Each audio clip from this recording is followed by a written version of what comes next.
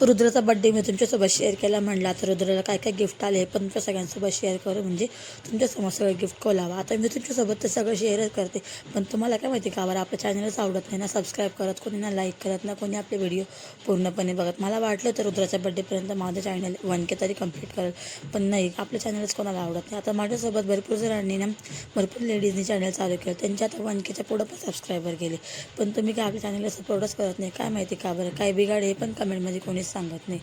मग इकडं आले मम्मीकडे, मी सगळ्यात पहिले सगळे गिफ्ट वगैरे खोलून घेतला. आणि ही एक गाडी होती, ती रुद्राला आहे ना त्याच्या लाडक्या मावणी दिली होती. आता ही गाडी मला रुद्राला घ्यायचीच होती, पण त्याच्या मावणी घेऊन माझं थोडं ओझं हलकं करून दिलं. ही गाडी माझ्या रुद्राला इतकी आवडली होती ना, का ती गाडी तर सोडतच नव्हता. ॲक्च्युली ही गाडी खोलायलाच आम्हाला इतका वेळ गेला ना, का त्याची पॅकिंग आणि तिचे सगळे पार्ट वेगवेगळे होते. पटकन गाडी वगैरे खोलली आणि मी खाली गेले होते, कारण माझं पार्सल आलं होतं. मम्मीकडंच पार्सल ऑर्डर केलं होतं, पटकन खाली गेले पार्सल घ्यायला आणि पार्सल कलेक्ट करून मी घरी यायला. तर दाखवते तुम्हाला मी काय मागवलं होतं पार्सलमध्ये. तर मी ना हे उलनची बॅग मागवली होती, कारण मला हे असं ना काहीतरी कामं आवडतात. आता उन्हाळ्यामध्ये ना रिकामटेकडेपणा करायपेक्षा आहे ना, असं काहीतरी मागवून आहे ना आपला टाईमपास करायला पाहिजे. घरी येऊन पटकन स्वयंपाक वगैरे केला. आज वांग्याची भाजी आणि भाकरीचाच प्लॅन होता, कारण चपात्या करायचा लय कंटाळा आला होता. रुद्राला त्याच्या गाडीसोबत लावून दिलं आणि मी स्वयंपाक करून घेतला. गाईज प्लीज आपल्या चॅनलला सपोर्ट करा, आपल्या चॅनलला सबस्क्राईब करा, म्हणजे मला पण जर अनेक मजा येते व्लॉग्स वगैरे टाकायला.